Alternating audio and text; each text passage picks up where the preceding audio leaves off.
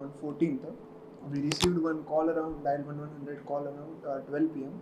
that there is one suicide and murder jarigindi in this Bhudevi apartment.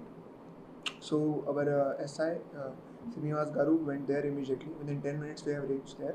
So what we have observed there, there was one person committed a suicide and his two children were with tied hand dipped in the bucket. So they were dipped in that bucket within suffocation. So while inquiring about the whole issue, what happened was on 14th, for celebrating Holi Kosam, they went to this ONGC. The person named Kishore Chandra, he works in ONGC. So they went there for a Holi celebration. Around 9 a.m. they went into ONGC.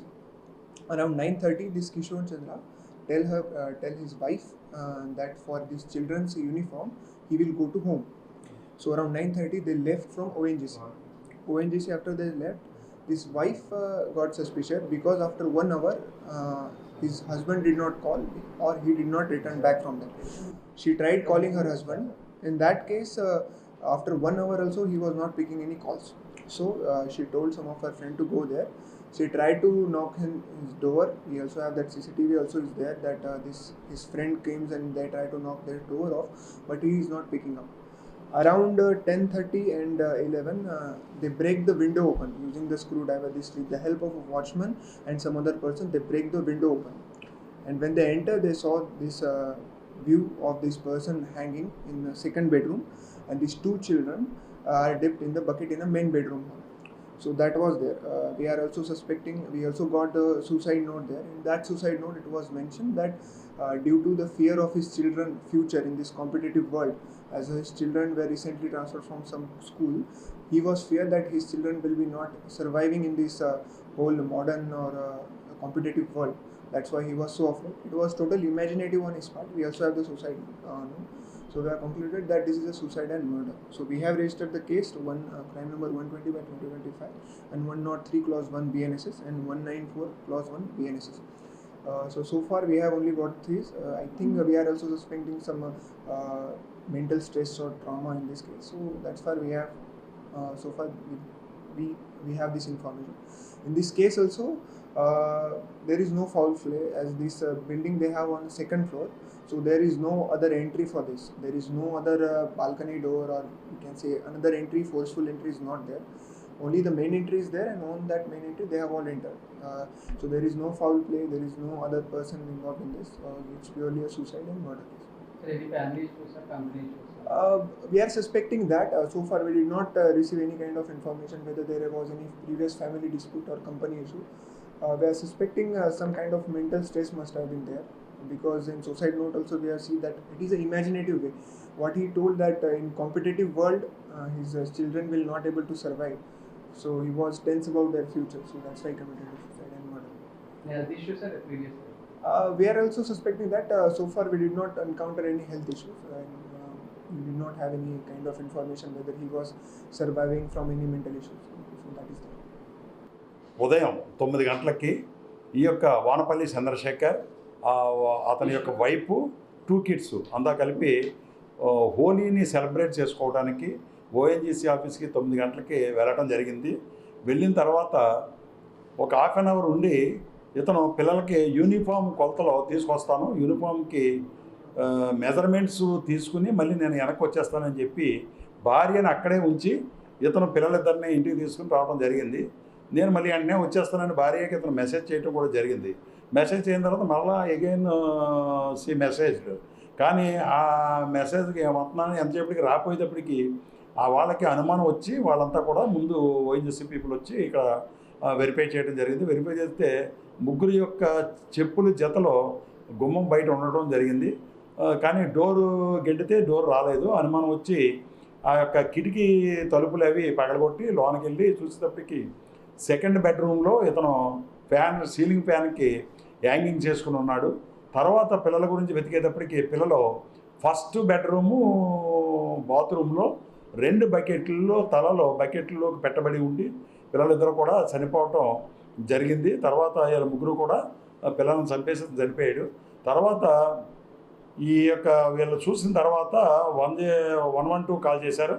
ఆ call మీద మా SI గారు అక్కడికి వెళ్ళి పరిశీలించిన తర్వాత పిల్లలందరినీ కూడా బకెట్లోంచి తీసి అన్ని చూస్తే పిల్లల యొక్క కాళ్ళు చేతులు యొక్క పురికొసతోటి గట్టిగా రెండు కూడా కదలకుండా కట్టేయటం, అదేవిధంగా కళ్ళకి కూడా గంతలు కట్టాడు. పిల్లల్ని ఏదన్నా ఆట ఆడదామనేటువంటి మభ్య పెట్టి జాగ్రత్తగా వాళ్ళని ట్రాప్ చేసి కళ్ళకి గంతలు కట్టిన తర్వాత కాళ్ళు చేతులు టైట్ చేసి వీళ్ళని తీసుకెళ్ళి బకెట్లో ముంచేస్తే అది ఊపిరి ఆడక ఆ పిల్లలు అక్కడ అందులో బకెట్లో చనిపోవడం జరిగింది.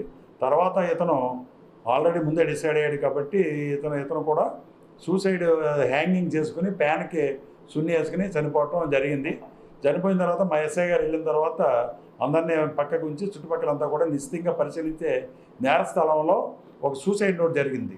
ఆ సూసైడ్ నోట్ని దాన్ని జాగ్రత్తగా మేము కంపేర్ చేసుకుని ఇది అతనే రాశాడని చెప్పేసి నిర్ధారణకు వచ్చి ఆ సూసైడ్ నోట్ చేస్తే ఆ సూసైడ్ నోట్లో ఏమీ లేదు. నా పిల్లలు భవిష్యత్తు పోటీ ప్రపంచంలో సరిగ్గా చదవట్లేదు. వీళ్ళు భవిష్యత్తులో పోటీ ప్రపంచంలో వీళ్ళు సరిగ్గా చదవకపోతే వీళ్ళ జీవితంలో సరిగ్గా స్థిరపడలేరు. జీవితంలో సరిగ్గా స్థిరపడలేకపోతే వీళ్ళు కొన్ని కష్టాలు పడవలసి వస్తుంది. వీరు పడేటటువంటి కష్టాలని నేను చూడలేను, నేను వాళ్ళ కష్టం పడతాను, నేను భరించలేనటువంటి సైకలాజికల్గా ఒక డిప్రెషన్లో ఉండి ఇంబ్యాలెన్స్ ఫీల్ అయ్యి అతను ఒక నిర్ణయానికి వచ్చి ఆ పిల్లలందరినీ చంపేసి తన ఉరేసుకోవటం అన్నటువంటి జరిగింది. ఇంతవరకు జరిగినటువంటి మా దర్యాప్తులో ఇంక ఏ విధమైనటువంటి కోణాలు వెలుగు చూడలేదు. ఓన్లీ ఆ లెటర్నే ఉంది. లెటర్లో కూడా వైపుకి మంచి కితాబ్ ఇచ్చాడు, నువ్వు చాలా మంచిదనం అనేటటువంటిది వైపుకి కూడా మంచి కితాబ్ ఇవ్వడం జరిగింది. ఐ మిస్ యూ అని కూడా రాశాడు. అంతవరకే ప్రస్తుతం. కాబట్టి ఈ యొక్క తల్లిదండ్రులు ఈ కేసును బట్టి మనం చెప్పేది ఏంటంటే ప్రజలకి మేము ఇచ్చేటటువంటి సార్ కానీ మేము కానీ ఇచ్చే సందేశం ఏంటంటే పిల్లల మీద ఈ యొక్క చదువు ఒత్తిడి అనేటటువంటిది ఎక్కువ పెట్టవద్దు. అదేవిధంగా 5th క్లాసు 10th క్లాస్ లోపు వీళ్ళు ఏదో చదివేస్తారు, వీళ్ళు అయిపోతారు అనేటటువంటిది ఆశించవద్దు. 5th క్లాస్ వరకు నార్మల్గా ఉండి 5th to 10th క్లాస్ వరకు అబోవ్ యావరేజ్కి వెళ్ళి ఇంటెలిజెంట్ మంచి మార్కులు తెచ్చుకున్న వాళ్ళు ఉన్నారు.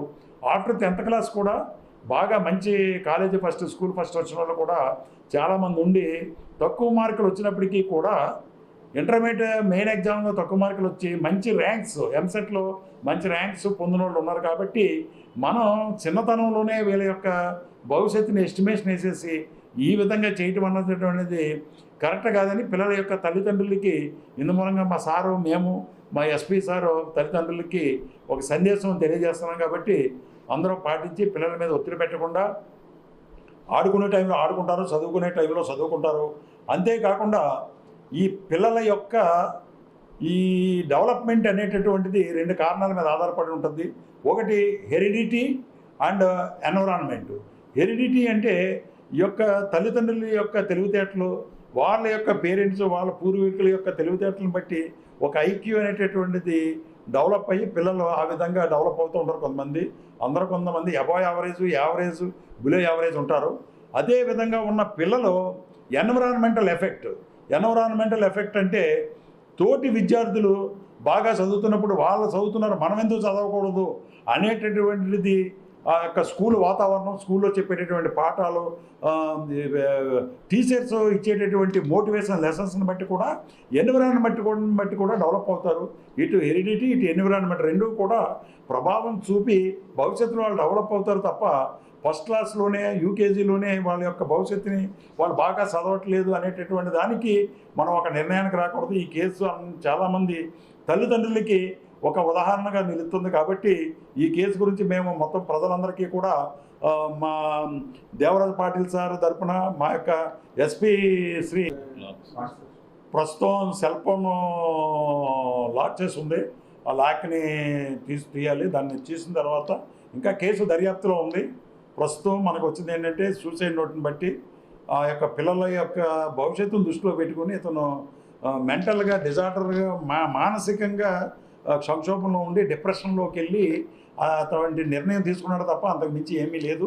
మాకు కూడా ఇంతవరకు దర్యాప్తులో ఏ విధమైనటువంటి కోణాలు దీంట్లో వెలుగు చూడలేదు, రాలేదు. సీసీ ఫుటేజ్ కూడా ఏం లేదు.